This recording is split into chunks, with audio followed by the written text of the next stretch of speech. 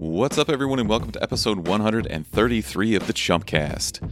We finally scheduled Mark's intervention for Funko Pops, and I guess if we have some time left, we can talk about Season 3 of True Detective, starring Mahershala Ali and Stephen Dorff. You can find us on all social media platforms at the Chumpcast. You can also call or text us at 847-920-6107. Thanks to our friends at Family Video for sponsoring the show. If you collect DVDs or Blu-rays, you can get some awesome deals through thechumpcast.com/familyvideo. They have awesome deals on new releases, and they're always updating their selection. I'm looking right now at $7 copies of Venom, Mission Impossible Fallout, Incredibles 2, and way more, all on Blu-ray with cases. Plus, it helps out your chumps. You can find our merch at thechumpcast.com. Check out patreon.com/thechumpcast for all sorts of bonus content and more goodies. And now, if you'll excuse me, it's time to lather myself in baby oil in preparation for Scottsdale. Mark, we brought you here today to discuss a very serious issue. TJ and I both love you very much, but I think you have a problem. What's the problem? Your addiction to Funko Pops. Oh, you saw that? Yeah, because you sent me a picture. They've just been accumulated over like the last 3 years. That those little. That was one shit. Did you show him that? Talking to your mic. Is that hold the mic close to you. There you go. Is that the Batman thing you were talking about? Yeah, those like exclusive Batman ones. I'm picking those up today from GameStop. I'm gonna try to. So you're gonna have even more than in the picture you sent me. Probably. Yeah. Okay. You have a problem. It's all right. This is the It'll modern... be worth something one day. Yeah, it's like Beanie Babies. You know, that's exactly what I said when I was. Except I was 8 years old, and you're a grown man, supposedly. Oh, yeah? Shout out Mike Caprara on the feed. What's good, dude? Seriously, though, how much money do you think you spent on Funko Pops? I don't know. Can't remember. I mean, I'm fine with it. I'm a shareholder. And they released their earnings this week, and their stock price went up 20% because of guys like you. Because of me? Yeah. Whatever. They were like, they quoted you in their earnings report. They were like, yeah, this idiot keeps buying all these fucking Funko Pops. The worst part about it is I have all of the Suicide Squad ones. Like the Joker. Jesus. Just like this. That's the worst. Yeah, you had 2 of those, didn't you? I took a risk, all right? I thought that movie was going to be good. It was not good at all. That's terrible. So are you going to stop ever at all? No. You're just going to keep... When is Kelly going to divorce you? I don't know. Are you going to start bringing those here too? Maybe. I'm just going to bring all my shit here. How many do you have? Like 50. You've got more than 50.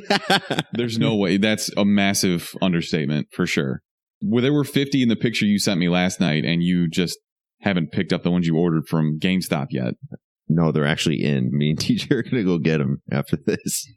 TJ, were you aware of this before? Yeah, like the second I got in the car, he's like, dude, I was like, yo, let's go to Old Orchard. Like, I want to get a watch or something. He's like, yeah, dude, I got to stop by GameStop and get some Funko Pops. I'm like, yo, I don't know what that is, but I've been to GameStop in a decade. We had to talk Bryce Harper real quick so I can keep TJ entertained. He's already scrolling through his Instagram feed, so... Sorry, it's Twitter. Here, pull your mic a little bit more. A little closer? No, just, that way, because you're facing... So, there we go. Why did he sign that deal? That doesn't seem like as good of a deal as the one Machado got.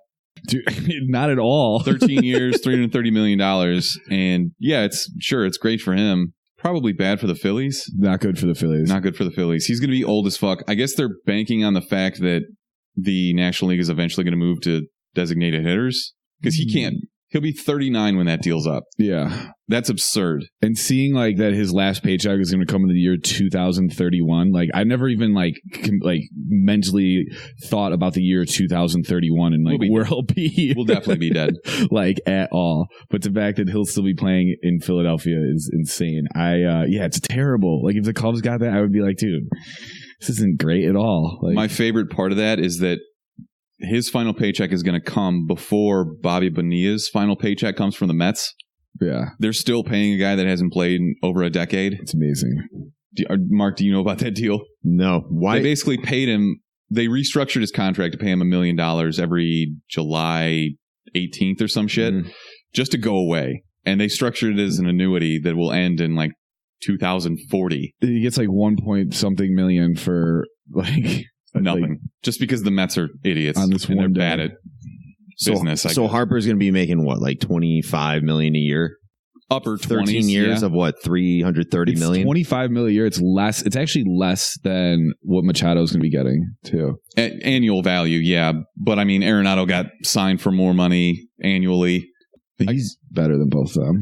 Arenado? Yeah. I agree. He's older though. Yeah. And that's the other thing is Mike Trout is up in 2 years and he'll be 28, I think. He's going to blow both of these deals out of the water. Do you think there's For a sure. slight chance Trout could be on the Phillies too? No. No? I don't No, think so. no, there's no way they could afford that. Teams aren't willing. I know he's from South Philly and all that shit. He's smart enough to go where the money is. And we're going to the Cubs-Angels spring training game next weekend, which I'm super pumped for. The idea that I get to watch Mike Trout maybe play or even just walk to the dugout, I don't care. You guys realize that he is, when it's all said and done, he's going to be the best baseball player to ever play. Yeah. He's amazing. Yeah, at the convention, like Joe Madden was talking, and they were asking about free agency and everything, and like he said, like like a generational talent, and he literally said like Mike Trout doesn't come around ever so often, but to completely avoid the fact of bringing up Bryce Harper or anything. So Bryce Harper is not Mike Trout. Yeah. It's not close. yeah, The numbers, Mike Trout doesn't have a down year unless he gets hurt. He should have won the MVP for every year that he's been healthy forever. And Danny on the stream brings up a good point. Dodgers were trying to sign Harper for $45 million a year for 3 years, I think it was. Why wouldn't you just take that? Yeah, I think that's the big question is why is he taking such a big deal that lasts for so long? It's zero opt-outs. It had to be Philadelphia. Who's running them right now? I have no idea what the guy's name is, but So he flew out to Vegas, whoever the fuck he is, to meet with Bryce Harper, I guess. I mean, they had to have some intense conversation as to him being the ultimate face of the Phillies organization. It sounds like, because why else would he take 13 years at $330 million? and now he's sending forever. Instagram messages to Le'Veon Bell. so that It's so ridiculous. Like, come to the Eagles. I think the Cubs just need pitching. I'm glad that the Cubs stayed out of all of this. I would rather, and I don't know that they'll be able to, but when Bryant's deal comes up in a couple of years, I'd rather they be able to lock him down for 8 years probably. Yeah, He'll be for sure. 30 by the time he's a free agent, I think. So it's not going to be worth as much money, but long story short, Mark, you have a problem. He has the biggest contract now in total dollars, sports, yeah. right? Yeah, but lower average annual value than Arenado and Machado. Who had the next biggest contract MLB wise? Giancarlo? Stanton, Yeah. right, and the Yankees. But that was 12 years, wasn't it? Like 325 or something? I don't know. I thought Canelo Alvarez, boxing, but still, I thought he had the biggest contract. He had like 1 million fights that sports? were like 350 million or something. I saw that deal. I don't know the ins and outs of it, but he's definitely the richest ginger on the face of the planet, right? 100%. Has to be. I can't think of another one. I guess the guy, who's the guy that owns the Raiders? Oh, Al Davis. Mark Davis. Mark Davis. Yeah. He's probably. Do you like Bryce Harper I don't hate him. as a baseball player? I think he's kind of a bitch. Yeah. Is that fair? He does have a remember lot. when- He does have really like bitchy, douchey moments like every season at least once. Like he's throwing his helmet or he's like. I mean, look at Oh his my haircut. God. When he threw his helmet, Or he like- tried to throw it at the pitcher and it just immediately torpedoed into the ground. That's Yeah. an all-time laughable moment. Or like Papelbon punched him in the face. He was choking him. Like, how do you let old-ass Jonathan Papelbon choke you? Mike Stanton. Yeah, he's a little bit of a bitch, and I think that's probably just because he's been coddled coming up through, I guess, not really the minors. He was never really in the minors for very long, but yeah, I still wouldn't, I wouldn't be mad if he was on my team. That's Yeah. for sure. But If I you don't had the same short-term deal from the Dodgers or San Francisco, where would you go? Or the Giants? Dodgers. You got to go to Dodgers? LA. It's What- like people that play for the Lakers. You're basically a movie star now. Weren't the Giants looking at him too? Yeah. I don't get it. I don't know. I feel like you fucked up. And it's I Philly. Like, Agree. Come on. And maybe, you know what? Maybe he looked at, Philly's got a bunch of young players that are really good, young pitching. Maybe he's just like, I'm trying to win some rings. You got like McCutcheon. Everyone's Nola. mad in Philly. If he fucks this up, if he ends up sucking, He's 100. the people of Philadelphia are going to fucking riot. Do you remember how Stanton started the season last year? He was like 4 strikeouts in his first game, and New York was immediately like, "Oh, we fucked up completely," even though you have him for another 1,000 games, literally. Eventually, especially being in Philly, somebody is going to say this deal was a massive fuck up. And they'll be right at some point because in 8 years he'll be washed up, or I guess he'll only be 34. Yeah. But we'll all be dead by then. It's fine. They should just make it Bryce Harper Stadium in Philly. He could buy it after that contract. Probably. Pretty much. Damn, dude. It's nuts. So should we talk about Remy a little bit? He's kind of fucking adorable. He is Snoopy. He does kind of look when like he Snoopy. sits there and his ears are just drooped, he's Snoopy. 100%. I should get him a pet bird, right? Should. Dude, he brought him the Ducky. second you brought up Funko Pops, he fell right asleep. You're talking about Mark's collection. He's just fell asleep almost Yeah, like he I just did. falls asleep, though. Oh. First thing he did was pee on Mark. So that's Yeah, he did pee on me. good boy. Excited pee, though. Good boy. No, he's good. Yeah, Eric is... Don't ever It's say been a that. rough week. We haven't slept a lot. He, when you put him in the cage at night, he just starts howling. It sounds like someone is murdering a small child. Yeah, he's crying. You're fine. Thank you. I don't know. It hasn't been that bad, though. Like, Oh, there he goes. he's going. He's coming, Erica. We know a couple other people that adopted dogs from this litter, and apparently they're monsters. And he's kind of a monster, but not really. He's way more chill than Moose is. I was super confused because the guy from Barstool Sports, what's his name, is getting Chief. got one from the same litter. Yep. Right. Mhm. That his dog looked nothing like Rennie. So I looked into this, and apparently female dogs have like multiple eggs, so they can get pregnant from more than one male dog. Okay. And that's why they look a little different. If you look close, you can see a little bit of hound dog in Remy. What the fuck? Hold on. I just thought about that. What? Yeah. I don't know what else to tell you. So in one birth, there could be multiple fathers of that litter of dogs. Wow. Yeah, it's kind of crazy. Did you know that, dude? I'm blown away. Gross. Yeah, it's very gross. All right, let's get into the actual show, I guess. We had a dumb question for the week, and that was basically villains that you agree with. TJ, I'm going to give you some time to think about this because I know you don't listen and you haven't been paying any attention. There's so many. We got some good ones. And of course, the first one we get, this was a deep poll from you, by the way, on the Instagram post. Ed Harris from The Rock. Yeah. You didn't think about that? No. Why would the picture not have just been Thanos? Which, by the way, we got, I think at last count, 6 people that said Thanos. Because that's pretty extreme. You're saying half of the population on the earth should be gone. I mean, Ed Harris was going to kill the entire city of San Francisco. Yeah. So that's not exactly great either. But he was doing it for a good reason. He was trying to take care of his military buddies and their family, right? I guess. Yeah. How many people looked at that picture and even knew what that was from? Not many. I mean, the first comment was, the general from The Rock. Yeah, 100% him. Yeah, that's always, whatever the picture is of the dumb question, that's going to be the first answer. What else I put on there? King Kong. Anytime you have an animal that is enormous and just fuck shit up, I mean, you have to side with the creature a little bit. Because that's the whole story of Godzilla, just leave it alone. Godzilla supposedly came about because we launched nuclear weapons and he was coming to protect the Earth. Yeah. And he just wanted to save Jane or whatever her name is, the blonde girl, right? That's King Kong. And you're mixing up Tarzan with King Kong. Oh, you're talking about Godzilla. Okay, yeah. Never mind. Deep cut. Whatever, dude. Jeremy Z on Instagram says Ozymandias from The Watchmen. Yeah, he was trying to end the Cold War, I guess, but also probably by killing a bunch of people. Yeah. WSBH, we shouldn't be here narrator, says Negan from The Walking Dead. What? No. There's TJ on his phone. He's watching us. I was looking at the comments because there's a few. Oh. There he is. I don't think I can agree with this one. Negan's kind of a shitbag. And I haven't watched in a few years.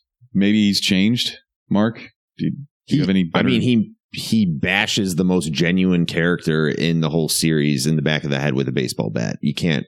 Spoilers, bro. I don't know how you can really. Did you see they're doing another spinoff of that fucking show? What is it now? I don't know who it's going to be. The Dead Walking? Yeah, something stupid like that. Never watched it. You've never watched Walking Dead? No. You can watch the first 3 seasons and just quit after that. That's it. It's on like season 9 now, I think. Yeah. And they just keep on going, man. It's brutal. Seasons like 1 through 5 is okay too. I think that's when they have. I get them kind of mixed up. When's The Governor? The Governor is 5, maybe. Okay. One with the eye patch, yeah. We already talked about that. Digital Kayla says Nurse Ratched from One Flew Over the Cuckoo's Nest. Do you guys know this story? No. It's a book and a movie and a play. Basically, she's the head nurse at a mental institution, and one of the inmates is always fucking with her, and it's a pretty messed up story, actually. But I could see that. What does she do? What does she do? What is the action she takes that makes her the villain? She just is the antagonist in the story. It's, okay. The story is told from the perspective of the inmates. It's actually the Native American guy who pretends that he's deaf and mute, even though he's not. He's the narrator of the story, so he's telling the story from the perspective of an inmate. And he's deaf and mute? Jesus, read a book, Mark. No, he pretends. What the fuck? I like this one. JBen91 says John Q. You guys remember this movie with Denzel Washington? Yes. This is a damn good movie. Was he considered a antagonist or villain? No. Really? I think there was an argument in the comments about this. I think as soon as you take a group of people hostage, you're probably the bad guy. So if you haven't seen the movie, have you seen John Q? No. With Denzel Washington? Denzel's son needs a heart transplant. I just missed. So his son needs a heart transplant, and he has to get together like $75,000. Okay, yeah. He's in the hospital. He can't do that. Yeah, he takes a bunch of people in a hospital. Yeah, okay. I think I actually. Everyone just relax. Yeah. I think I have seen that. Yeah. Yeah, and by the end, all of his hostages are on his side, which is probably not very believable because he still has a gun on him. But yeah. They're on his side. Let me go. Campo Reviews says the guys from Airheads. It's kind of a deep cut. You guys ever see this on Comedy Central? It's Brendan Fraser, Steve Buscemi, Adam Sandler. They're a early 90s grunge band, and they're just trying to get their music on the radio. It's another hostage situation. It's not a very good movie, to be honest.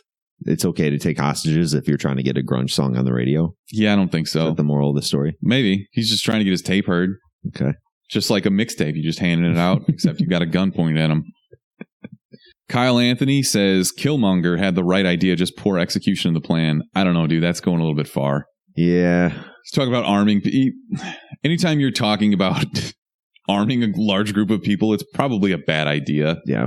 I don't know. But he also says Ivan Drago was literally just doing his job. I can feel for that. I mean, he took it a little far. I mean, what he did say, if he dies, he dies. That's his job, man. If you're raised that way, it's nature versus nurture, man. Yeah. And, okay, I do kind of agree with that, because in Creed 2, did you see Creed 2, TJ? That is... Not the second one. Damn, those are your movies, I feel like. The first one was raw. You see the emotions come out in Drago. That being his son, and you kind of feel for him a little bit more. You're like, maybe it was just the Soviet Union at the time just influencing him to be a badass boxer like that. But I do kind of agree. Shitty wife who leaves him after he loses a fight. Yeah, you do get the feels for him. Greg Wallace on Facebook says Jack Nicholson is Colonel Nathan Jessup in A Few Good Men. I don't see this. I don't know what A Few Good Men is. Are you serious? You can't handle the truth? Jack Nicholson? Oh, yeah. Tom Cruise? I thought that was... This is a fucking movie podcast. I thought that was the name of the movie. You can't handle the truth. No, that is... So somebody in the Facebook feed is asking TJ if he's seen more than one movie in the past 12 years. I think that's a valid question. It's pretty valid. What is the last movie you've seen? When's the last time you went to a movie theater? Last time I went to a movie theater. Avatar? No, not Avatar. I'm trying to think. Superbad? I was Venom. Oh, you saw Venom? Venom was the last movie I saw in theaters. Of all the movies that get you to come to a movie theater, it was Venom? Yeah, I like Tom Hardy, and it is like really like Tom Hardy. Yeah, that's probably it. All right, this is somebody is out here stumping. Yahoshuap86, I don't know how the fuck to say that. Says Tywin Lannister. And he goes on a tirade here. Told from a different perspective, he's the hero of this story. He's a wise man looking out for the good of the realm. Hand of the King during the most successful years of the Mad King. He made his family powerful, rewards those who serve him, swift justice to the unlawful. Hashtag Tywin 2020. Okay, he's the dad, right? Tyrion kills him. Yeah. But this guy is basically just flipping the whole story of Game of Thrones, right? To make it so he's not. Well, that's kind of a good point, though, because really any story told from the opposite perspective can be shown at, like, it's two sides to every story, right? Yeah, I guess. I don't know. I think he's still a dick. And obviously he hates his son just for being born a little person. I mean, he told Tyrion right to his face, yeah. Different times, man. This is supposed to be in the past, right? Guess. I can hear the music for The Office playing upstairs. And that's a good lead into Fraternal Peck on Instagram saying when Dwight Schrute said we need a new plague. It's a little dark, but it's the same thing as Thanos, I guess. Is that darker than Thanos? Probably, because there's a lot more pain and suffering, I would think, with a plague. You don't just automatically die and turn into dust. Yeah. Spoiler alert. TJ, in Infinity War, Thanos is the bad guy. No, I saw that. I did see Infinity War. Okay. I watched that. Yeah. On And I Netflix? saw Creed. Yeah. No, I saw it on an airplane. Damn. To Italy. Sick brag. Oh, great. So Brick's gone. He can just come in and say he went to Italy. Cool. I don't have a dumb question for next week yet. Do you got anything off the top of your head? Do you have anyone in this question category? I think actually you could make a case for Voldemort. Think about it. You are a wizard and you have to be in hiding from muggles. Yo, wizard Voldemort. I think that if you're the more powerful, I don't know, for lack of a better term, species. Okay. Now, see, I can't finish this because now I just start to sound like a Nazi. Except they actually were the better people because they're fucking magic. How can you argue against that? Like, why are they in hiding? So you're saying all the muggles should have been executed? No, that is not at all what I'm saying, but they shouldn't have to hide from them. Oh. Yeah, they should just Avada Kedavra 90% of the population. All right. What about humans? Are they gone? That's muggles. No, muggles. Oh, what are... Do not fucking question my Harry Potter knowledge. What's a human and a muggle? What is that called? A mudblood? Oh, well, yeah, but they're still wizards. Like, they still have powers. I almost said mud butt. Mud butt. A mud butt? But if you're a squib, you're fucked. Squibs are people who are born to magic parents that don't have any magic in them. A squib? Yeah. What's his face? Walder Wait, do Frey. you know a shit ton about Harry Potter? No. Low-key TJ knows everything I know about the Harry Muggles Potter. thing, but Walder Frey from Game of Thrones is a squib in Harry Potter. He's like the janitor guy. Okay. Yeah, we'll post a dumb question later this week. Who's your TJ, did you villain? come up with anything?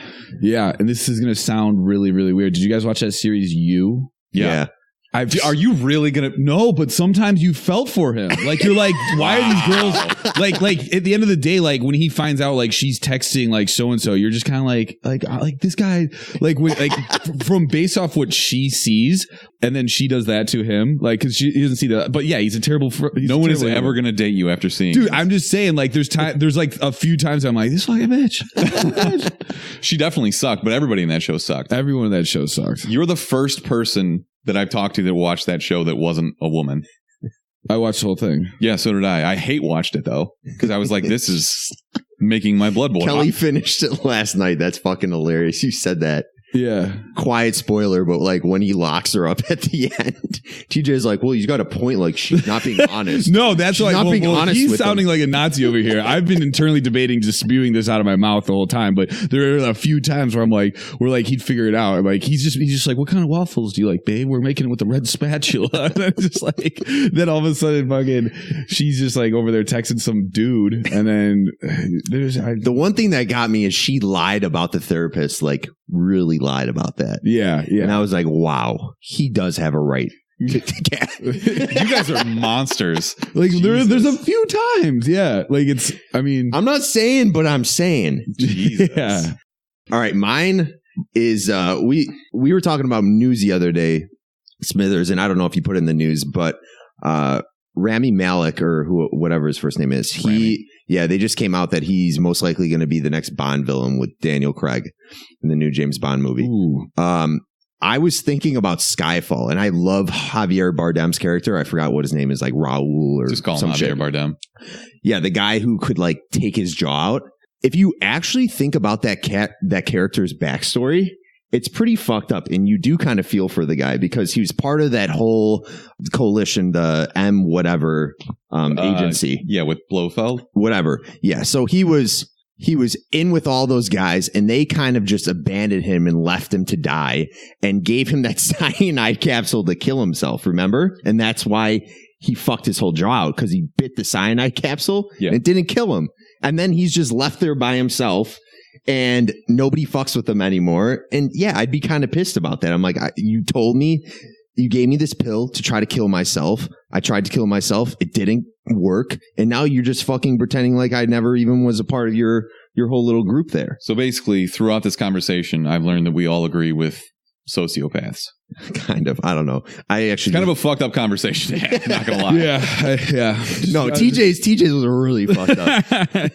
Just like take her phone. Just take her phone and look through her texts. Dude. News to us. Boop. All right, let's talk about some of the new stuff coming to streaming this month. I guess now it's March 2nd, but a lot of this stuff's out already. As always, we start with the leader, Netflix. Have you guys seen A Clockwork Orange? Dude, I tried watching it like a few times when I was younger, and when I would listen to punk rock music, and like that was like the branding, but I would get halfway through it and just be like, this is dumb. Like I would try and watch it in high school. I'm like, this is just weird.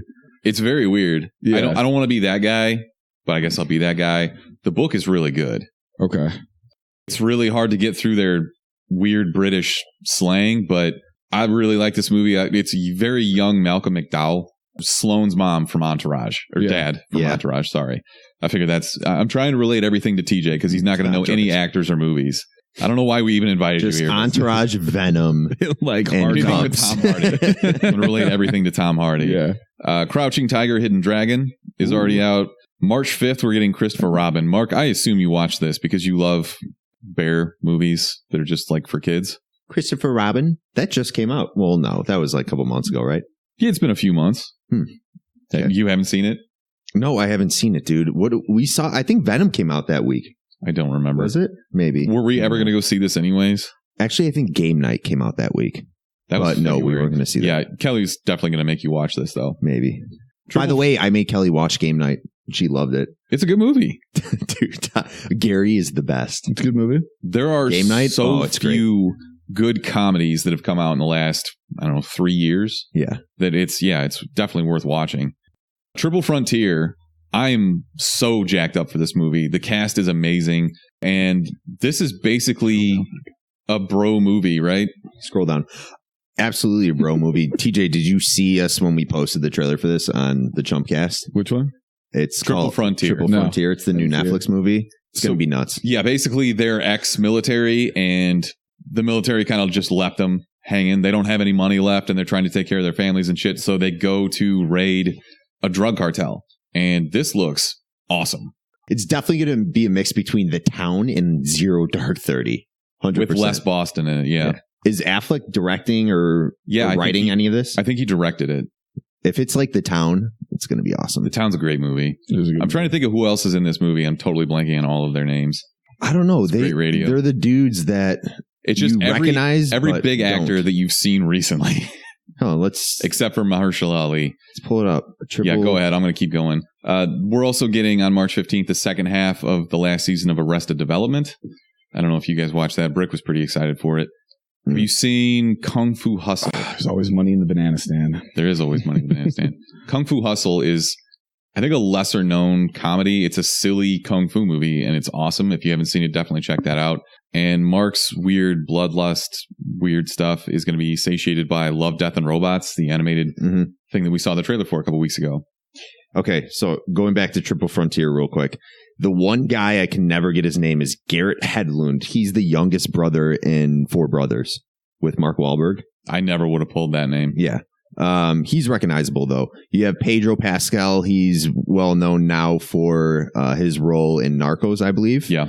Oscar Isaac. Oscar Isaac is the man, by the way. Charlie Hunnam. Yeah. Jax from Sons of Anarchy. Ben Affleck. It's going to be fucking awesome. That's a really big pull for Netflix. That's got to be a big budget movie just to get those guys together. So excited for that. Let's talk about Hulu. TJ, this is your time to shine. Ace Ventura coming to Hulu. What's better, When Nature Calls or Pet Detective? Pet Detective, come on. I don't know. That's tough. They're both really good. They're like the best two movies of all time. Wow. That is like if you name like what's your top three movies, one of those movies falls in there because Ace Ventura is just amazing. It's not even Jim Carrey's best movie. I'm ready to go in, Coach. Just give me a chance. Dude. I know there's a lot riding on it, but it's all psychological. So at EIU, back at school, when I first moved into the dorms in Carmen Hall, I was given like an old TV to put up there, and it like didn't receive digital cable. So like me and Tim Piota did not get cable for my first semester. So what, you just had a DVD we had of- Entourage DVD, and we had just like both Ace Venturas. So Ace Ventura, we would just watch like I'd like in and out of like the like you're like in between dorms, you're napping, and like Ace Ventura would just be on in the background. That's not. I wouldn't be mad about that. I wasn't mad at all, but it was just like who's playing? Who's What concerts tonight? The rock band, the band. Oh that's no, playing- Monday, Cannibal Corpse. Xavier Oh, wants to go for Jesus. some reason. I have no idea why he would want to go to that. Yeah, I don't know if I could go to that, They're man. playing Monday at Concord. You know, Cannibal Corpse is the scene where he actually goes in there and Yeah. who's he looking for? Who's the guy? Excuse me, is Greg here? Thank you. Everyone's just like, New England clam chowder. All right, we're also getting Black Sheep, underrated movie, I think. David Spade and Chris it's Farley. one of Chris Farley's, only 4 movies that he was unfortunately able to So do good. when he was alive. We're getting the 1995 version of Jumanji. That do anything for you? Robin Williams. Low key, nothing scares me more than the plants that shoot shit. Like when the vines come, that tweaks me out in that crib. Like, do you remember that? Like that thing came down to shoot the vine. It's like choking them. Like, fuck that. Okay. Those things scared me. I don't know. What were they? Venus flytraps or No, just whatever they vines? were. made up It was like plants. disgusting. They were so gross. Like I remember literally thinking, I'm like, oh, those are gross. Office Space, another endlessly quotable movie. Hulu's kind of killing it this month with just comedies from our younger years. Yeah. And also mentionable Free Solo just won the Oscar for Best Documentary. Oh, that's going to March Hulu? 13th. Going on Hulu. It's basically a dude who climbs rocks without any gear. No ropes, nothing. And it's kind of weird because you know he doesn't die because he just accepted an Oscar. Fuck. But I don't know.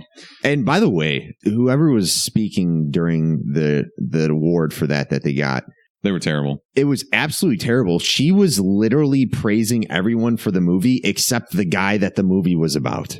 I don't know, man. Till the very end. She's like, very obviously not a public speaker. yeah. I think that's It fair to was the say. worst thing ever. I'm like, are you going to say anything about what the movie's about? This guy standing here? Stupid. Do you guys know? Oscars was fucking stupid in general. Not Yeah, gonna we'll lie. get to that. Do you guys know Major Payne? Damon Wayans, 1995. No. Dude, watch it. excellent movie coming to Amazon Prime. Literally nothing else good coming to Amazon this month. So, last one, HBO. We're getting Despicable Me, Skyscraper, The Rock. That was our 100th episode. No big deal. Leaving Neverland. This is the doc that everybody's talking about that's going to ruin Michael Jackson's legacy even more so. Oh, man. This is going to be a tough watch, but I'm definitely here for it. I'm assuming it's This just is new. This one everything- hasn't come out yet. This has not. It was at Sundance. This is basically, there's 2 parts, and it's the stories of the 2 boys who claim that they were molested by Michael Jackson. And now how old are they? Like 20, 30? well, this would have 28. been 27 years ago. So Shout out Major Payne. Major Payne is the man. Damon Wayans holds a can of soda and he pokes the top open and he yells, "Kill!" It's a hilarious movie. All right, last HBO, Jurassic World 2. This movie sucks. Mark, Teen Titans Go. Ooh, I watched that already on the plane. Okay. Did you guys listen to Serial? No. Okay. Well, they're doing another, I guess, docu-series, The Case Against Adnan Syed. Oh, yeah. Wait, what is that on? HBO Go? Yeah, no. Yeah, Serial is a podcast? it was a podcast. Okay, you had me super confused. Yes, Did you ever listen to Serial? That's no. the question no. I asked. No. Okay. I don't know what you're talking Great. about. The Meg, which I guess this is, if you have HBO and you're incredibly bored, this is the only time I could imagine watching this movie. It's got Jason Statham, though. And Veep season 7. What the fuck, dude? Veep season 7. Is that show good? Yeah, it's great. Julia Louis-Dreyfus is coming back. She had cancer, and actually it's in remission now, so good for her. So that's what's coming to streaming this month. TJ, what are you most excited for? Well, the Obviously, Leaving Ace Neverland I'd Ventura. like to see. Like that's just always crazy. I haven't seen Crouching Tiger, Hidden Dragon in a minute. I feel like that'd be pretty sweet to see. You again. we have to go get like Benihana and then go watch that. Like, go do Wow. Okay. Why? Fucking miss Benihana. We need to go. Okay. And then Ace Ventura, I mean, that one, I think I still have like the DVD somewhere. It's like one of those things when you're moving apartments and you just like have it and you're like, why do I still have DVDs? You still just You have a bring them with- DVD, but no DVD player. Yeah, just my Xbox. Yeah. We got a few trailers this week that I wanted to talk about. I think we lead off with what I think is the most promising one, and that's Hellboy. This is much better than the first trailer they released because that looked really boring and bland. This is a Red Band trailer, so they go with some gore and some violence and some cursing. Better quips, more gore, more of David Harbour, which I think this desperately needs. More Ian McShane, who is one of those guys. You don't know the name, but when you see him, you're like, oh yeah, it's that guy. That's Ian McShane. And there's this weird operatic version of Smoke on the Water. I'm excited for this. I think this has a leg up on the last Hellboy movies because it's going to be rated R and the last 2 were PG-13. I heard there was early screenings though, and they weren't favorable of the movie at all. How much credence do you really put in that? I don't know. Because you don't know what kind of weirdos are going to these early screenings. Yeah. If people came out of Avengers Endgame, the screenings, and they were like, yeah, this movie sucks, is that really going to sway you to not go see it? No, but Hellboy is not Avengers Endgame. It might be for some people, but I feel like if it sucked, you wouldn't. Have you ever read a Hellboy comic? No. Okay. I don't know what to tell you. I love them. I've got a stack of them on my nightstand right now. Fucking nerd. Okay. Speaking of nerds, Detective Pikachu. We got another trailer for this. Yeah. I got to say, this is probably the movie that I'm most excited for in 2019. This trailer didn't do as much for me as the first one did, just because I think the first one was such a shock that now I just... the bar is set so high for this that I'm almost assuredly going to be disappointed, which kind of sucks, but Ryan Reynolds is out here stumping for it. He did a kind of a hit where he was talking about he was method acting as Pikachu and he was neglecting his kids, which is funny. Is Pokemon, like, when Pokemon Go came out, like, obviously that was huge. And then this is like a year later, it seems like, or a few years later. Like, is the market for Pokemon like still absolutely like thriving? Is it like Absolutely, a thing? yes. Like, is it like... I think that Pokemon is the largest media brand in existence right now, between video games, cartoons, movies, I guess collector cards. That was what was big when we were growing up, is the cards. I don't know if the trading cards are as big anymore. Yeah, I don't know either. But also you have to keep in mind that this is an Asian property and it's bigger there than it is here. Yeah. Also, Nintendo just announced they're putting out a game on the Switch. It's Sword and Shield, I think. You know, they always do two versions. They had red and blue, and Yeah. so this is going to be the new version that's for an actual console, which is cool. Might actually get me to buy a Switch, or I'll just steal Mark's. Well, they just came out with a Pokemon game on the Switch a couple months ago. Let's Go Eevee, right? And Let's Go Pikachu. Yeah, but it's not the prototypical RPG where you're walking around collecting Pokemon, like gotta catch them all type shit. Really? I think this is different, and this would be. I swear, I thought you were walking around and battling and collecting Pokemon. Wow, who is this weirdo in our chat? The blood of Jesus Christ saves sinners. Jeez, Fred. Man, we're just trying to have a nice talk about some movies, and you come in here with this heavy shit? Get out of here. Last trailer, Dark Phoenix. What the fuck am I watching? This looks awful. I don't know. You tell me. You know more about this character than I do. I love X-Men, and they're just... I feel like they're beating this property into the ground. This is probably the last one that they're going to do with this cast of characters, and I don't know. They're going to reboot this when Disney fully takes over Fox. I just don't... I don't know. I don't care about this. They let out a huge spoiler in the trailer, which I won't ruin here, just in case, I don't know, anybody doesn't want to see this. But Jessica Chastain's in it. She's probably Cassandra Nova. That means nothing to either of you, so I'm just talking to myself here. No, I was going to ask TJ, what was the last X-Men movie you saw? Can you remember? Have you seen any of the recent ones, or were they like some of the first ones with Hugh Jackman? Some of the first ones, I think, yeah. Yeah. They're doing like this solo base movie off the Dark Phoenix character, who is Jean Grey, and she is the lover of Cyclops, who like died in the helicopter. You ever see that one? No. Sophie Turner from Game of Thrones. Never mind. Fuck. All right. It doesn't X-Men matter. X-Men is like one series that it came and there's just so many of them. Yeah, I never got on board with it. I don't know, dude. This is probably going to be bad, and that really makes me sad because I love the X-Men. But let's talk about some regular news. So, other than Lady Gaga and Bradley Cooper, who are obviously fucking, do we care about anything in the Oscars? No. Black Panther won a couple. Spike Lee was visually upset when he didn't win Best Picture. Who fucking cares? The only thing that I really wanted to talk about out of the Oscars is fuck Steven Spielberg, because he's out there stumping for Netflix movies or streaming movies to not be considered for Oscars. And that's basically just old man yells at cloud. You know, it's always been done this way, so it needs to be this way forever. And that's fucking stupid. Your industry is changing and you're trying to keep it just so you can, you know, keep churning out these movies for $1 billion. And fuck these people that do this stuff. So wait, why? Because of one movie that was nominated for a Best Picture? That was a Netflix movie? That didn't even win Best Picture. It won Best Director, I want to say. But yeah, he's just... What was it? Roma? Bastard. Right? Yeah, Roma, which I have not watched. And I don't have the attention span to watch everything with subtitles. Did he have a movie out this previous year that he thought should have been up for Best Picture? If he did, it should have just been better. I don't. Ready Player One. That was Spielberg. Okay. Which was also up for Best Visuals, I think, but didn't win. Yeah, we should go watch The Green Book. I'm actually interested in watching that. Yeah, I didn't know anything about the controversy that apparently pissed Spike Lee off, but I guess I didn't know about that. We kind of dropped the ball on watching all these this year, but I guess since it won Best Picture, we should probably check it out. Brick was on us to watch this, which is probably why I skipped it altogether, just to piss Brick off. So what'd you think of the Lady Gaga Bradley Cooper performance? It was really good. Yeah. It's a really good song. It's a great song. Like, I love that song. His wife is a Russian supermodel, and she was very pissed off after that because Lady Gaga was trying to kiss him, right? Did you see after that somebody tweeted a whole video of her just having her back to Lady Gaga the whole time when they came down into the aisle? Yeah, which I get it because they definitely look like they're fucking. I don't know. All the tabloids came out. They're like, oh, no, they're friends. Okay. Yeah, sure. I don't know how you're in a room with Bradley Cooper for more than an hour and you don't try to fuck him. Lady Gaga had a good speech. Just in my opinion, she's just really dramatic. But she's so talented. She's super talented, but everything she does is just like, it might be genuine, but to me, I'm just like, holy shit, just take it down a notch.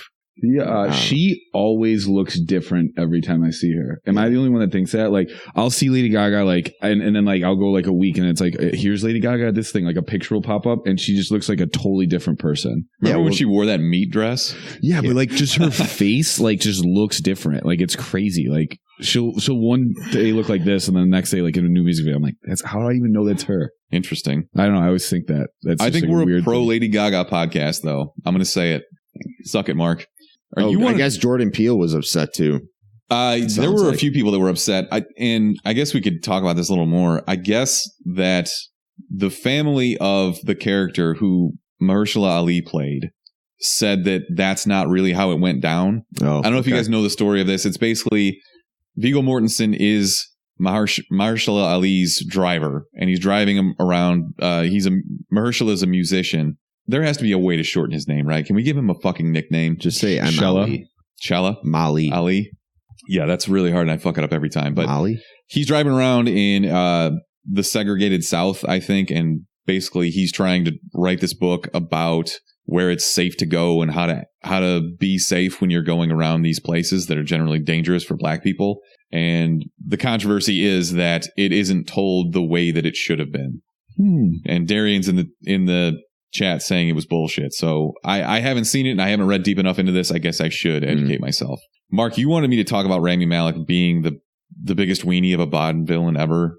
I think he'll be a good Bond villain. Yeah, he has that like jaw structure and the fucking creepy eyes. He's tiny though. 100%. Who cares? I think he can pull it off. But like pair him with like a monster guy that's like has his goon. Yeah, it's like game over. That would be sick. He must have a weird voice though. I think he can pull that off. Do you think he wears the Freddie Mercury teeth as a Bond villain? He should. I think that'd make him a lot scarier. So the past 2 weeks, I stepped away from gambling for a little bit because it didn't get... Because you're bad at it? It was not hot. Okay. And you just prop bets on the Oscars? The past 2 weeks, I really have just been eating the trash. And it was the Tuesday... First, just to preface it, the Tuesday night, Duke, North Carolina, I was like, okay, like I haven't been excited for sports since football's done. Yeah. I got home from the gym. I'm like, let's go. Let's take first half Duke, whole game Duke. Boom. Zion's shoe happens. Hundreds of dollars down the drain. Like I'm literally cooking eggs. And that happens. Then the prop bet came out with the director thing. Oh, you fell for that? Well, it went from plus 5,000 into plus 3,500. Then it went to like minus 180 or 130. Something ridiculous where you went from extremely not going to win to almost the favorite. Hold on. Backtrack a little bit. What is this bet? It's for best director. So it's for best director. Okay, Yeah. I thought it was when I think of prop bet, I think of like a weird thing like what tuxedo color. I forgot what movie it was, but it was for the guy whose name starts with a Y because I don't know. I can't pronounce it. It's a really long, ridiculous name. But so it went from like being extremely not favored, and then like a tip went out, and every bookmaker was like on Twitter because that's where I just sit there like aimlessly and scroll it, and I'm like, this is gonna like, and then the book that I use had him at plus 400. So like for $25, I think that's win. Or I think I put 40 on it, but it was like win like a decent amount of money, like over $300 for $40.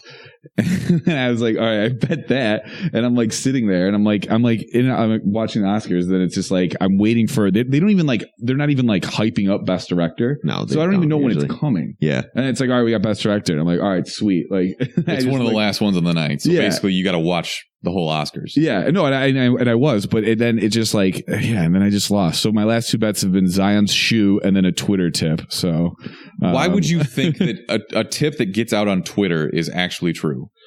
I don't know. I just ate the trash because then I would have felt like an idiot not doing it. That's why. That's fair. And it was too much to risk for the guy who was the actual favorite who ended up winning. It was like minus the guy that directed Roma. Yeah, it was like minus 600. Hold on, who was best director?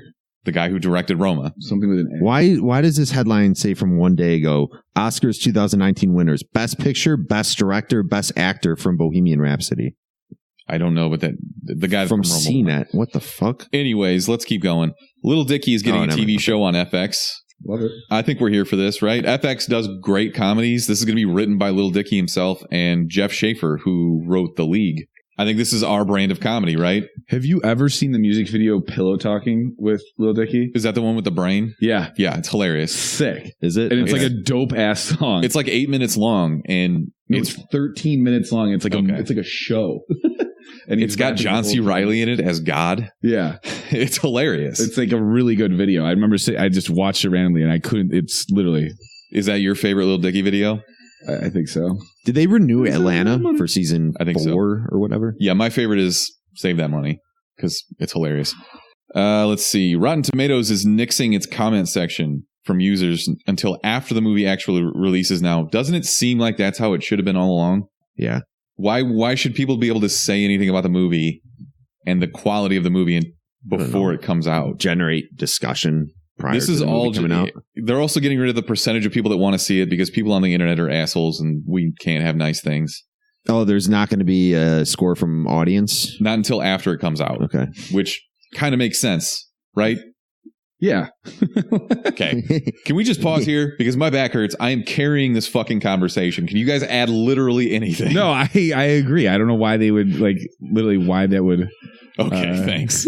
Here you go, Mark. This one's for you. Will Smith is not coming back as Deadshot in Suicide Squad 2. I'm not surprised about that. I'm just trying to think of who they're going to. They're just not going to have Deadshot, right? I think they will. That's the whole thing about Suicide Squad is that it's a rotating cast of characters. Yeah, but you need Deadshot. No, you don't. You do. Why? Oh, who should be Deadshot? I don't Nobody. know. They shouldn't have Deadshot. Maybe Denzel Washington's son. I don't remember his first name. Yeah. But he's a good actor. Yeah. He's not, you think he can get jacked? Anyone can get jacked in Hollywood. Stupid question. Okay. Do you think he's willing to get jacked? Anyone is willing to get jacked in Hollywood. Ballers. Is he? I've never watched Ballers. Is he in Ballers? Yeah, Ricky Jarrett. He's like the wide receiver. We forgot about that. Another Washington. pop culture reference. Something TJ loves. TJ actually pays Ballers. attention I watch Ballers. Atlanta may not happen until 2020. Dude, Atlanta is the best show. Paperboy. Dude, the commercials. You got anything to say in Atlanta? I feel like we're carrying this conversation. I love Atlanta. Okay. I saw Donald Glover before he was really big. Like, humble brag. I've seen him do comedy. I saw him at the Riv like 7 or 8 years ago. That's sick. He's awesome. I love everything. I think he's one of the most so talented people ever. Yeah. To be honest. See him at Coachella? Yeah. Just to be like, wow, you're talented. This is America. All right, last bit of news. We're finally getting the sequel to 2014's Edge of Tomorrow with Tom Cruise and Emily Blunt. Tell me you've seen this with Tom Cruise. Edge of Tomorrow, where he dies repeatedly going into battle. It's basically Groundhog Day, but with aliens and Russian war. Doll. Fuck. No, not like that at all. This was one of my favorite sleeper movies of the year in 2014, and it's great. Tom Cruise running around like a Muppet. Emily Blunt's great. Give us some backstory premise. right now. He wakes up in the war and aliens keep killing him. Really? He has to keep going until he finds out how to defeat the aliens. That's it. But it's a really good movie. You should go check it out. Love Tom Cruise. Best. We the best!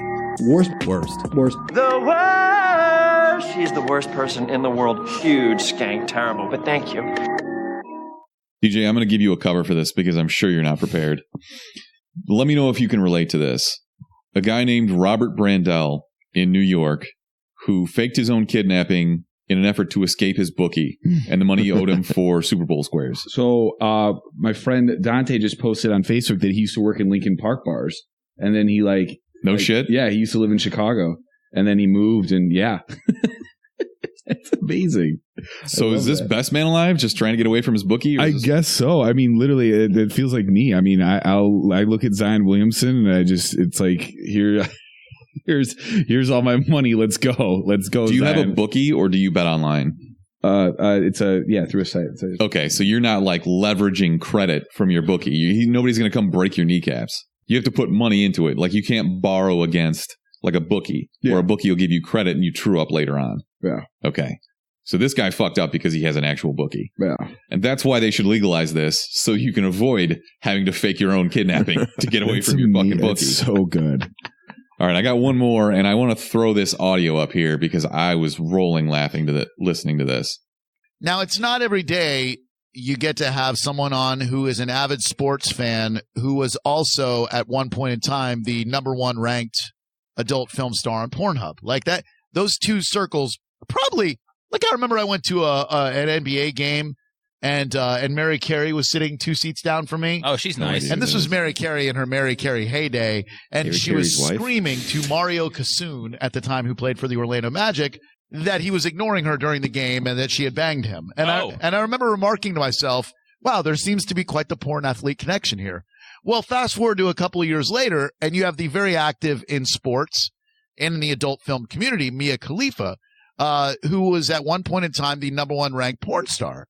Now, I think she's channeled that into an enthusiasm for sports where she speaks with a lot of passion and a lot of knowledge. Like if you step to her and try to argue sports, she will hand you your ass.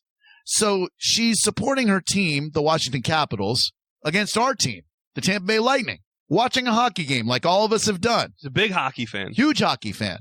And then out of nowhere, well, I guess out of somewhere, one of those damn pucks makes a beeline for Mia Khalifa's boob, and then it ruptures her implant. Do I have that right so far, Mia? First of all, I was in the adult industry for 3 months, so you need to fucking fact check before you ask me to call into your shitty radio station. Goodbye. Do you see him hitting the dump button? We weren't supposed to mention that she was ever in porn? Hold on. What the fuck? Dude, We weren't supposed to mention that she was ever an adult film star? Hold on. The first thing I want to say is they never once mentioned what the period of time was that she was in porn for. They didn't say like, oh yeah, she's still a porn star. Also, that is literally the only reason she's famous. Fact check what? She was fact checking that she was in porn for 3 months. They didn't mention anything about the period of time she was in porn. That's fucking. Oh my god, she sucks. So bitter for fucking. She shit sucks she's on done. Twitter. Get out of here. It doesn't make sense to me. I can't. The disconnect there to think. No, people only like me now for my sports takes. That is not the truth. I hate to break it to you. Do you remember when she was blowing up all these athletes? Like she blew up Wilson Contreras because he was DMing her on Twitter. But it was like actually Javi Baez on his account, and they were like messing around, which is hilarious. Nobody was messaging you for your sports takes. Okay. Yeah. That's not the reason. I don't know. That makes me mad. Mark, do you have a best/worst person alive? I do. This is pulled straight from People magazine. Frenchman 71 attempts to cross Atlantic Ocean in barrel, relying on only currents and winds. Wow. Hold on. Jean-Jacques Savin may be the most adventurous. What is that word? Are you serious right now? Yo, say that word right now. Shut up. That Parachutist? No. First sentence. What is that word? Septuagenarian. That means he's 70 years old. Septuagenarian. Yeah. Holy Fuck. Okay. But real quick, according to multiple outlets, this 70-year-old Frenchman spent months building a barrel-shaped capsule, and on Wednesday, he boarded the vessel off the coast of El Hierro, the smallest of the Canary Islands. He's attempting to reach the Caribbean, which will require him to traverse most of the Atlantic Ocean, relying only on the current and winds. The New York Times reports. Yeah, Holy he's gonna shit. die. Shout out to this guy. He's for sure going to die, right? Taking a leap of faith, just relying on the currents and the winds of the Atlantic Ocean. John Jock 7, best man alive. Sound it out, Mark. TJ, I'm Hold on. That was a really hard word, though. Septuagenarian? Yeah, you're probably. I have never there are a lot of syllables there. I have never seen that word in front of my eyes. Can you say that? Like, can you fully pronounce that word? Septuagenarian. Okay, so it's not like post-apocalyptic? Post-apocalyptic. I just really have to accentuate the post-apocalyptic. There's no in post-apocalyptic. Yiddish. You are, okay. Let's just move on. TJ, I'm going to give you a chance to nominate a best man alive. I'm assuming you have nothing. Best man alive? Like just right now? Like just someone's crushing it? Let's move on to True Detective Season 3. Did anyone do something sick this week? Whether it be Diplo in that Detective Pikachu trailer. Oh, shout out Diplo. People forget he's in that trailer. I think I'm the only one that noticed that, though. Yo, you actually caught that out. You would be the only person to notice Diplo is in the Detective Pikachu trailer. I couldn't pick him out of a crowd. Best man alive. Diplo. Let me think on that. I'll come back to that one. I'll put a pin in that one. That's how the show works. And just to give you a heads up, you need to have a recommendation. So something you recommend at the end of the show. Gonna say maybe it's you. It could be you. You love the guy in the show. By the way, I'm proud of you for not bringing up Apex yet. You love his motives. I got 2 chicken dinners last night. No, best man alive is TJ for 2 chicken dinners. Yeah. Right? Okay. Damn. Let's get on to True Detective, which is our review for the week. Really slow movie week, which sucks. But next week we're getting Captain Marvel, so that'll bring us back. And then we get Triple Frontier after that, I think. Dope. So True Detective Season 3, 84% on Rotten Tomatoes, 78% from fans. Nick Pizzolatto served as the creator and showrunner for this. He also directed a few of these episodes. He's the dude you see at the end of every episode talking about the story. Yep. I think he's pretty good. He's still really young. Yeah. So I'm excited to see what he goes to do next. I guess off the jump, do we want to see Season 4? I do. Yeah. They interviewed Pizzolatto too and asked him if he would be doing a season 4. He didn't say no. He said there's a lot of stuff in his pipeline that he's going to do before that, but I wouldn't mind. We'll get into what I thought of this season, but I wouldn't mind having him back on to do a season 4 if possible. It's great.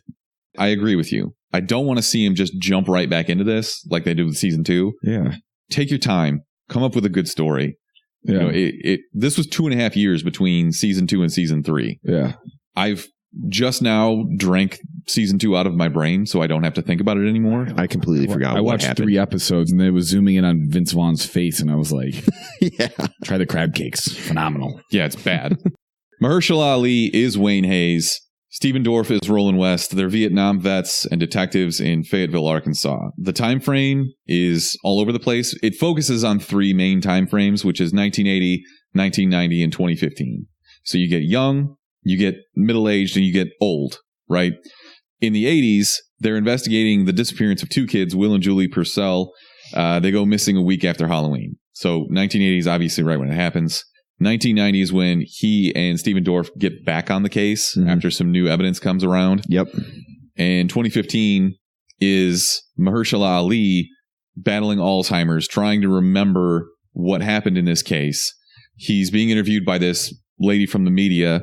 She's an investigative journalist who wants him to reconsider what really happened, and he's trying to put together all these pieces. So that's the story. Pretty good coverage, right? Yeah. Okay. Yep. Mark, what about the murder and the jackness? Not really any jackness to speak of, right? No jackness. Even the murder. What do you mean jackness? I always am asked, what is the jackness of whatever we're reviewing? Oh, okay. You didn't think it was that jacked? Nobody really. Mahershala Ali, I don't know. Not really. No. The murder, though. Maybe his older self. If you compare this to season 1 and the action in season 1, there's less of it in this season, right? I don't there's know. really one episode where there's a big shootout. I think there's 2. Trying to think. There was another one where when they brought the guy in and they're like beating the shit out of him there. Like there's been a couple where they drew guns and stuff. I'm looking for season 1 where, how did I just forget his name? Not Woody Harrelson. Matthew McConaughey. Jesus. I am slow today. Matthew McConaughey is in that trailer park, and it's a one shot following him trying to get out of that trailer park while there's gunfire blazing in the background. There's so much more action in that season. Even when they meet the Yellow King at the end, there's a shootout. Mm-hmm. That is so much more action packed than this season was. This was way more of a slow burn that revolves. Like there was tangential action, but not really involving the main characters. That when the dad went to the Hoyt place, that was pretty intense. That was like there wasn't a lot of action. That's not action though. That's drama. It's intense, but it's not action. Yeah. Back to season 1 though. That 7-minute one scene is arguably, I would think, one of the best scenes ever in television. Yes. They deserve an Emmy for just that single scene in the trailer park with the white supremacists or whatever. Holy shit. Even like when it's following Matthew McConaughey, it even goes up and over a fence, and it just like the scene keeps going. It's brilliant. I wonder how many takes it took them to get that right, but genius. Yeah. We're going to talk about spoilers later on, but before we get into that, there's 3 main parts that I want to talk about. The acting, okay, the writing and the plot, okay, and the actual production. So let's start with the acting here. What do you guys think about this as a whole, not just focusing on one person? I thought the dad was an incredible actor. So that's Scoot McNairy. Yeah. You would recognize him from the Fargo TV show. Unbelievable. I thought he was great. Like when he gets sad and everything, and just like his whole persona was really good. What was it? Stephen Dorff is the other one? Stephen Dorff is resurrecting his fucking career. Bro, when he just like is like when Ali's talking and he's just staring at the guy they're talking to and like not saying anything, he's just staring. I'm just like, oh yeah. He's got a real resting bitch face. Dude, it's amazing. He purses his lip and like furrows his brow, and he's just yeah. And they're like, what do you think? And he's just like, it's so good. I don't know. The last thing you saw him doing was a commercial for e-cigarettes. Like even before they called it vaping. Really? He has not done anything good in a long time. And I think this is going to rejuvenate his career. And I'm really excited for that. Yeah. There were a lot of people talking after the bar scene, which we'll get into later. People were talking about this guy needs to be the next Wolverine, which is an interesting thought. I don't know. He's older though. So right? He could be Old Man Logan. Yeah. If they're going to do Old Man Logan. Anyways, I think Mahershala Ali, it's obvious why he has an Oscar. Several now, yeah. So legitimately, there were parts where he's playing his 80, 70-year-old self, and I'm like, all right, he's really 70 years old. They did so good with the makeup and his acting as an old crazy. Dude. Holy shit. He has a really good confused face. Yeah. I don't really know how to explain it other than that. It's just so believable. Even his walk. I'm like, how did you know how to walk like that? That's how my grandpa used to walk. Stephen Dorff, too, after he gets shot, he walks with a limp. Yeah, that's pretty good. Last week, Brick was talking about, he asked a question like, when is Chris Pratt going to ascend to the Leo level actor? We said never. I think Mahershala Ali might be the next Leo level actor. Mm-hmm. If you think about all the Oscars he's winning and the big roles he's taking, he just signed on for a sci-fi movie, by the way, which sounds really interesting. Excited for that. But I can't explain like what he does with his face. He's just, I don't know. And the way he delivers lines, there's something about him when he's talking about prison rape that's just bone chilling. Yeah. And he references it a lot. And I think it was really good writing and good foresight to have Stephen Dorff make a comment where he's like, you're really hitting heavy on this prison rape thing lately. Can you lay off a little bit? Yeah. I think that was pretty funny. But interestingly, Mahershala was supposed to play the Stephen Dorff kind of backup secondary role. So he went to Pizzolatto and was like, hey, listen, I can do this. You need to give me this role. And apparently his uncle was a detective in the South in the early 1980s. So it was kind of, this actually happened. You can do this. And it's believable because it happened. So I'm glad that they took that direction. I'm glad that he convinced him he deserved the role. I don't know, man. What else can we really say about Stephen Dorff? The scene in the bar when he's delivering these lines. I won't do it any justice, but he delivers a line talking about a guy punches him in the face and he's like, thank God you hit me instead of your fucking woolly mammoth of a girlfriend. Dude, just brilliant writing. And it's delivered perfectly. I can't say enough about this. Yeah. I wasn't as fond of Scoot McNairy, and I think her name is Carmen Ejogo, who plays Amelia. Okay. Yeah. She did a fine acting job. Maybe it's just the fact that I didn't really like her character very much. Which one, Amelia? Amelia is Mahershala's wife. Mahershala's wife. Oh, okay, yeah. Yeah, the school teacher. For Scoot McNairy, though, I'm pretty sure all he really did was just get angry and cry. He didn't really show that much range because he was just angry the whole time. There was nothing else. Yeah. The first episode, I thought I was like, Amelia's a killer. Everybody said that. I know a lot of people said that, and actually, hold on, who's the director? What's his name? Nick Pizzolatto. Pizzolatto, yeah. He literally created an Instagram because he didn't want to get on Twitter. He didn't want to be going back and forth with people. He wanted some way to communicate with a bunch of people real quick and just post in the comments. So he made an Instagram to debunk a lot of theories. And that was one of the first ones. He's like, guys, Amelia is not the murderer in this show. And everyone's like, oh, shit. Do you want that from a director? Or do you just want him to leave all the theories out there? It depends. I think it's timing wise. It depends when. I think he did this towards the end of the season when it was just... It would have been outrageous because Mahershala Ali's character has been with her for 20 years or so, and they've been married. Yeah.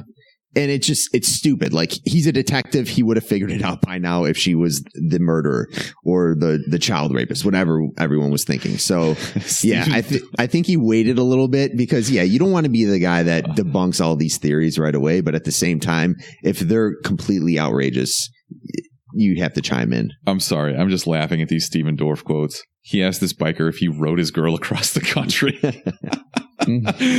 Oh, fuck. Let's, without spoiling it, what did you think about the overall story? Thumbs up or thumbs down? Midway up. Okay. I don't know. TJ's giving a thumbs up. Yeah. You realize it's an audio podcast. Yeah. Thumbs up. Sorry. Thumbs up. You're like, oh, wait. They do this thing that's a twist of a twist that ends up not being a twist, really. I don't know. I think they got so wrapped up on the axle here. People need to stop speculating every possible angle on Reddit. And I've been guilty of this in the past. We went way too deep in Westworld. Dude, this was nothing compared to Westworld. I would be on Reddit every day after an episode of Westworld and just be like, oh my God, they're in on it together. Just like every single theory there was. But there are people out there on this subreddit that are going as deep into True Detective Season 3. Yeah. And they came up with some ridiculous ass theories. Just chill out, man. I think one of the big one was everyone was trying to tie in Season 1, especially when the interviewer, the reporter, whatever, was interviewing Mahershala Ali's character, and then she showed the image of McConaughey and Harrelson when they were in Season 1, and everyone's like, "Oh my God, it's a tie-in." It wasn't. It was just a quick reference back to Season 1. All the director was trying to do is tell us, "Hey, this is in the same universe." It's a red herring, but it doesn't necessarily. Yeah, exactly. So, if you're not familiar, red herring is an intentionally misleading clue, right? And do you remember a pup named Scooby-Doo? Of course. There was literally a character named Red Herring who they always thought it was, and it never was him. Yeah. That's how I remember that term. But yeah, so there were a ton of those dropped throughout this. They take people in that were not involved at all. You know, they've got just a ton of different ones. Even the chaff dolls, not really connected to the story at all. Really? Yeah. They dropped too many of those. It's okay if you do this a few times, but this went a little too far for me. Yeah, for sure. The one thing I'll say about the chaff dolls, I think they did that because of Season 1, because one of the huge clues was those little stick figure things that they tie together at the death sites. Especially within the first, it was the first episode where they showed that doll. I'm pretty sure. Yeah. After seeing that, the first thing I thought of was Season 1, and I had those Season 1 feels again where I'm like, oh my God, this is the eerie type music. It's creepy. Everything is a dim setting in a forest, and they're searching for clues. It was everything that happened in Season 1 in the first couple episodes, and I'm like, all right, it gave me that assurance that this is going to be better than Season 2. But at the same time, I was excited to see where the story went because I knew it was going to be the difference. But I think that was a little bit of a callback to Season 1 and get people excited for what this season was going to be about. I just think it was too intentionally misleading. Yeah, I guess. Yeah, it's okay to throw like different breadcrumbs out there for different trails, but yeah, when you combine that with the fact that you have an unreliable lead, like the narrator has dementia, Alzheimer's, whatever, you've got an unreliable narrator. It's too many different directions for me. Is what I'm trying to say. So I don't know. There was a lot of moments throughout the season where a lot of the different clues, I'll call them, kind of just fell off. Like they seemed like they were important moments. Let's say, for example, when Amelia goes to the house of that, it was that one lady and she had the picture of the two ghosts, and you're like, wait, does she know something that Amelia doesn't? Because she doesn't want to give this picture up to Amelia for some reason. Yeah. We don't even see, and she's like, okay, make sure you bring that back to me. Amelia takes the picture with her, and other than like keeping it in her little compiled section of all the clues she's gathered for Wayne to look at later on, there wasn't ever a moment where it really tied that in. It's unresolved. Yeah. And there was a lot of different parts where I was just like, are you going to ever touch on that again? Like, especially the two kids, where everyone in the first couple episodes, like the kids on the bike, oh, they had to know something. All they do is interview them, and then we actually see the kids later on. Back. Yeah, when they're older. But that was a direct reference to Satanic Panic in the West Memphis 3, the actual true crime story.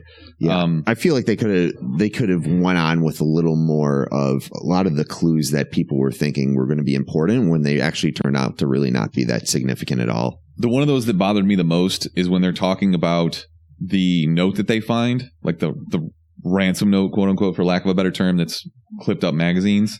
Yeah. And the same quote is found in Amelia's book, and they never mention that again. Mm-hmm. Like, why would that exact same quote be there? Mm-hmm. And they just don't answer the question. So the last bit I want to talk about before we get into spoilers is the actual visuals. I mean, as far as directing, cinematography, it's pretty perfect. Right, it's just like season 1, and they have some of those single shot. The one that I'm thinking of is, I think it's in the last episode where Stephen Dorff and Mahershala are in the car, and the camera pans all the way around the outside of the car. Yeah, and it's slowly, like when they that was a fucking sick shot. When they cross the pillar, it swaps between the young Mahershala and the old Mahershala. Yeah, that was sick. And it goes all the way around. And you see in the rearview mirror like the middle of the 1990 Stephen Dorff. Mm-hmm. That was really well done. Yeah, that was cool. That's the one kind of scene that will get you an Emmy just for that. So, any other thoughts on that? On that specific just scene? Any kind of visuals or anything? Oh yeah, I thought one of the really cool things they did, even if it didn't really have that big or true of significance, is the ending scenes of the first episode was Mahershala walking into the woods, and then the ending scene of the last episode was Mahershala, Wayne Hayes, walking into the jungle in Vietnam. Yeah. I just thought that kind of shit is cool, even though it's like, okay, well, this is the first time we're seeing him actually in his being a soldier in Vietnam. They didn't show any scenes throughout the whole season, but that kind of tie into what they had at the beginning of the season and then tying it into the very end. That was kind of cool. I did really think that they were going to lean more heavily on shots from him in the war. Yeah. They didn't really reference that much. Well, they reference it, but they don't show it a lot. Mm-hmm. So I think at this point we're going to talk about some spoilers. So if you haven't seen it, I'll mark this in the show notes. You should watch this, right? Yeah. If we were going to rate this, it's definitely worth a watch. Yeah, for sure. It's 8 1-hour episodes. I think that's better than, say, a Netflix series that's 13 episods. Mm-hmm. And it probably went like 10. Maybe. Then they just would have thrown more misleading shit in there, and there was already enough of it. But I think we're all in agreement this is streaming. So spoilers from here on out. Check the show notes. I think the ending scene that we get with Mr. June, where he's literally just telling them everything that happened, was really poorly done. You were a visual medium, and you dropped all these clues all the way along, and this is literal exposition where he's just telling you, here's exactly what fucking happened. I know. That is bad. That's bad storytelling. They made the reason they were saying that he was telling him all that is because he couldn't live with it anymore. It's like, okay, you did it for fucking 40 years, dude. Now is the time. Outside of his house every day and then drove up. I wanted to tell you. Yeah, and I think that it's kind of clever at the very end when he talks about how he can't live with it anymore, because there's this recurring theme of suicide by cop that we get with the Native American dude who basically makes Mahershala kill him. And at this point, Stephen Dorff's just like, you don't want to live with it? Fucking don't. And he points at a gun safe and is like, I'm not fucking doing this for you. Yeah. That was pretty powerful. But other than that entire scene was a fucking waste. Dude. Yeah. I think Hoyt, too, when they picked him up in the cars, like, and then that episode ends, and then you see Hoyt, I was expecting a little bit more of a cooler looking guy that owns the factory. You don't like Michael Rooker? he was just drinking, and it was like he was wearing like a shitty vest. I was expecting like a straight up union rat mob boss guy with a cigar or something like that's real insane. It's Arkansas in the 80s. I know. I was just expecting someone a little bit more like him wearing some, like having an eye patch or a ridiculous looking hat or something like that, where it's like, this is the bad guy that, orchestrated this whole thing. He didn't though. That was why they didn't make him look like that, is because they wanted you to think, all right, this is the guy running the show. This is who captured, what's her name? Mary? We didn't even talk about the kid's name. Yeah, we did. Julie, not Mary.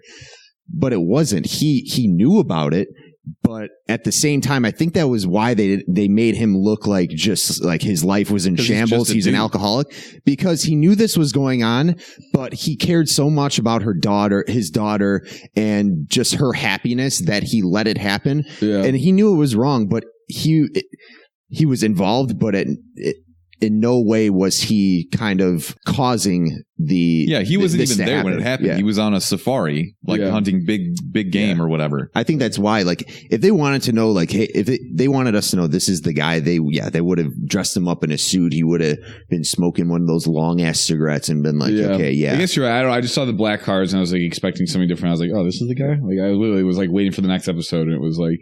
People in the South can be rich, too, TJ. No, I know. But I was expecting I'm hung up on these twists. Everybody thought Amelia was the killer. She wasn't. Everybody thought Roland was covering shit up, and he wasn't. Everyone thought it was a kiddie pedophile ring, and it wasn't. Mm-mm. I don't know, man. It's like the writers spent too much time on Reddit thinking like, somebody came up with this, let's do the opposite. And in the end, what you get is an actual boring resolution. Mm-hmm. Yeah.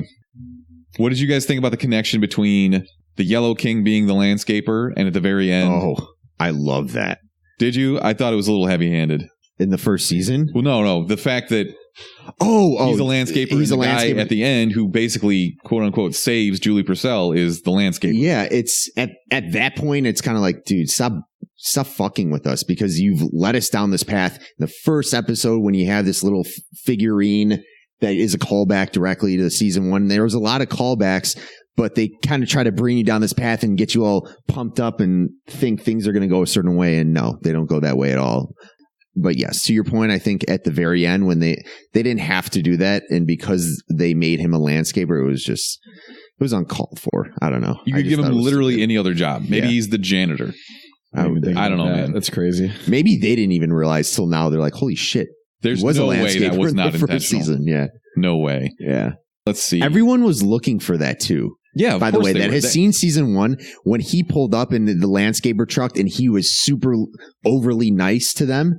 You knew he was somehow involved in this whole story that was going on. But at the same time, I was like, it's not that easy. Like he's not going to be the killer, because they didn't in the first season.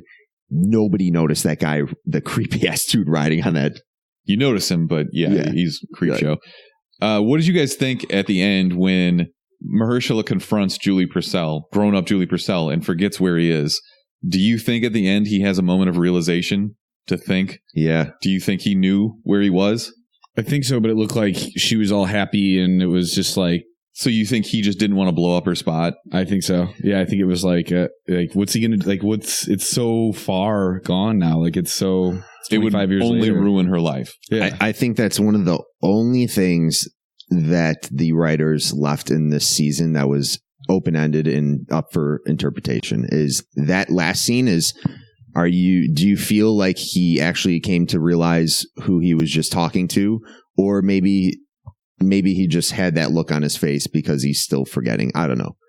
I agree to a point, but they also kind of leave it open-ended, because at the end, Mahershala's son has the address, and he obviously was boning the investigative journalist. Mm-hmm. He didn't throw away the piece of paper with Julie Purcell's address on it. Do you think he's going to bring that to her?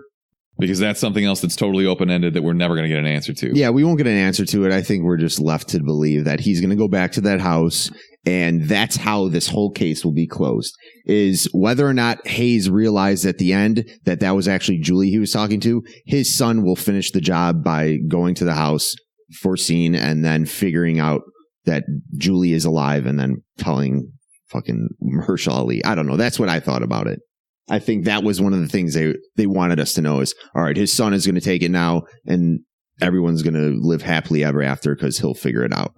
I do want an old man buddy comedy with Stephen Dorff and Mahershala Ali living together, just in that old man makeup. Yeah. With all his dogs and shit. That'd be hilarious. Yeah. Drinking Crown Royal. Anything else you guys want to say about this before we move on? It's going to come back. What would you, let's rate this out of 10. Because we usually do see it, stream it, skip it. For all these, last time we did stream it or see it, I think it's like, it's to one or the other. We should actually just rate it. Because this has to be rated on a scale in comparison to the other 2 seasons. It's better than season 2, worse than season 1. Yeah. Up until the finale, I was fully in on it, and it was a 9. After the finale, 7. Okay. That finale was enough to take it down a full 2 points. 7.2 for TJ. Yeah, I couldn't get on board with it. Yeah.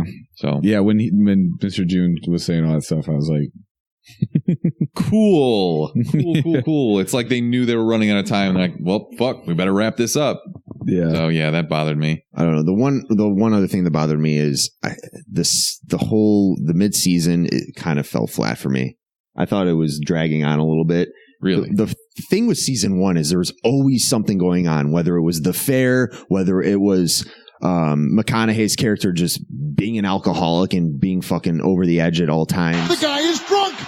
But yeah, there's always shit going on in that season 1, and every single episode left you like, holy shit, I need to know what happens in season 2. I mean, in the following episode. But yeah, this season, I don't know, those mid episodes were just kind of like, okay, get to the fucking point. But I guess I'll give it a 7 too. So that wraps up our True Detective talk. Let's do some recommendations. Mark, I'll let you go first because TJ is definitely going to have to think about this. Ooh, I'm going to go with HBO Go just released the documentary on Fred Rogers, Won't You Be My Neighbor? Erica loved this, by the way. I woke up, I'll admit it, I woke up yesterday and I was like, I'm going to turn this on for 15 minutes and just, because I've been watching it sporadically, turn it on for 15 minutes. I was like midway through the movie. And there was this one part where it's Fred Rogers talking to a kid in the wheelchair that comes onto the show because he had a tumor that affected his spinal cord and put him in an electric wheelchair. And he's talking to him. And then he's like, can I sing a song with you? And they sing this song. And the kid is just like, the kid's singing it with him, and the way they're like looking at each other, and like you could see the happiness on this kid's face. I like started tearing up. I'm like, holy fuck. If you watched Mr. Rogers growing up, you need to see this documentary. 100% recommend it. I think nowadays everyone expects like a person like this to have some sort of weird background. Yeah, he'd be a diddler or something. Yeah, well, I mean, it is the case nowadays. It's always too good to be true. But I will say people are dead. I will say for Steve Irwin. Yeah. I will say for now, it's to be true. He really was a great guy, had this connection with children that I don't think anyone else had, especially in television. But you get to see a look into his life. By the way, like super OCD, or his one thing was the number 143 because it's I, one letter, love 4 letters, U 3 letters. He kept his weight at 143 pounds for 40 plus years. See, now you got me questioning whether or not he actually was a psychopath. There are some things where you're just like, Jesus, but it's a cool documentary. Go watch it if you're familiar with Mr. Rogers in general on PBS. But yeah, Won't You Be My Neighbor? I've been watching Umbrella Academy finally. I'm slogging through it to get to the end. It kind of drags in the beginning because they don't give you everything up front. It's based on a comic book. It's 6 or 5, I guess, kind of superheroes. They have weird powers, and they're trying to figure out this big mystery about why the world's going to end, because one of them's a time traveler and he finds out that the world's going to end. Why doesn't he? Oh, he's trying to stop the impending apocalypse. They're trying to figure out why the world's ending? Yes. Why doesn't that time traveler just go back a little bit before when he traveled? It doesn't work that way, Mark. It doesn't work that way. Like time travel a couple of years before you time traveled and figure out what happened. I don't know, Mark. God damn it, Just dude. watch the show or whatever. Anyways, there's a documentary that came on Hulu. We talked about it a couple times. People have come on and recommended it. 3 Identical Strangers. It's on Hulu. It's about 3 kids who were adopted. They were triplets, separated at birth. And they all lived in New York within 100 miles of each other. And basically, once they get to college, they all find out about each other and they get together and there's some shady stuff going on. And if you're like me, when you find out the reasons, it'll make your blood boil. It made me so fucking mad. These people, I can't say anything else about it. But it's really it's a documentary. It's really worth a watch. I'll watch that. So check that out. TJ, do you have a recommendation? Dude, I have been on a stand-up comedy kick. I'm in the middle of Crashing right now, and I love that show. It's on like it's 4th, 5th season. Do you watch that one with all Pete Holmes? He's like stand-up comedian. I haven't watched it. Dude, it is so good. So it literally has... Is that on HBO? Yeah, it's half-hour episodes. It has a ton of like comic cameos in it. Like the first season, he goes around with like Artie Lang. Bill Burr's in that. Bill Burr's in it. Dude, everyone. John Mulaney, like Ray Romano's in it. Like every episode, there's just like a different comic. David Tell's in it. Mm-hmm. And dude, it is so good. And like being close friends with like Bader, who we've seen before and everything, really seeing that is... It's actually how it is. Like last week, I was with him. Like we were grabbing drinks at happy hour. He's like, I got to set at 8, and he performs the upstairs at Gino's East, the comedy bar, and it's literally people eating deep dish pizza. Like, why the fuck is this guy talking on a microphone? That's got to be the weirdest setting. And ever. I mean, they're like into it, but it was just like the whole like stand up comedy grind is like crazy. Like none of these comics drink. Like listening, like even like Dane Cook's on like Theo Vaughn's podcast. Like there's all these. It's a great show. Like if you could power through it, like it'll give you like an insight into stand-up comedy that like it's so realistic. Like they go to like so is this like a docuseries? It's like an autobiography on Pete Holmes, who's a Chicago comedian, and it is scripted, it's still right? fictional, it's dramatized, but it's like funny. Like he'll do colleges, and then like he's a little bit older. He's been doing comedy, but then like the half white, half black gay kid with a ton of Instagram followers will get better sets than him. That's like 20 years old, and it's like so realistic. That show is so funny. And I'll check it out. And then I just finished. I powered through Facebook Watch the Real Bros of Simi Valley, which is like Jimmy Tatro with like a soul patch and like Nick Coletti and Getter, and it is so dumb, but it is so fucking funny. Like Xavier was telling me to watch it, and I finally tuned into it, and it's 13-minute episode, dude. It's just like ridiculous, like laugh out loud, stupid shit. Xavier is saying Studio 54 doc on Netflix is amazing. Shout out to X for staying in the stream the entire time. Shout out, bro. Appreciate it. He goes, I don't watch True Detective. Let me know when you guys move on. I just text him, go back. Okay. I think that's going to wrap up. Me. Wait, I didn't give my recommendation. I did. Yeah, you did. Oh, no. You went first. Hold on. I was going to say, TJ, why don't you humbly brag about what you're doing tonight, dude? I'm opening up for DJ Pauly D tonight. Let's Pauly D, baby. Jersey Shore. Do you have any soundboard cabs are here or t-shirt I do not, no. But I'm on 10 to 12, and then it's Gordo, and then Pauly D. So I'm, I mean, tables are sold out, and last time I played with him, like the whole room will be busy by 10:30. So. Damn. Wow. You heard it. How we doing 10 to 12 at Prism Nightclub in Chicago. Let's go. Yeah. That sounds like my nightmare. Dude, it's going to be fun. So a week from now, we'll be poolside recording an episode Saturday morning if we haven't died yet. We might have TJ on 2 weeks in a row. No, he's definitely going to be I'm sleeping. I'm 1,000,000,000%. I'm for sure talking. Yeah. Hell yeah. You mean you're going to sit there in front of a microphone and scroll through Instagram? Yeah. Okay. I was just, you guys were, I was getting all my True Detective notes, and you said a few things that I was going to sound dumb if I didn't know that was happening. Didn't know Ali's son was sleeping with the documentary filmmaker. He mentions it. I don't know. I must have missed that tidbit of information. Because you were scrolling through fucking Instagram. No, you guys just said it. No, it wasn't scrolling through Instagram. I just had no idea. So I was while the show was on, you were watching it. That part, you were scrolling through Instagram instead of watching the show. No chance. Okay. It would take me 2.5 hours to watch those episodes, so I'd keep going back. Because I'd look at my phone for a second. That's going to wrap up episode 133 of the Chumpcast. Thanks for tuning in. As always, you can find us on all social media at the Chumpcast. You can call or text us at 847-920-6107. TJ, you want to plug your social media? Please follow me at OVO Howie, OVOHOWIE on Instagram for some fire content. Mark, say septuagenarian. Septuagenarian. Good job. At Howard Doing on Twitter. So that's where all the fire flame tweets are at. Cabs are here. Chumps out, motherfucker.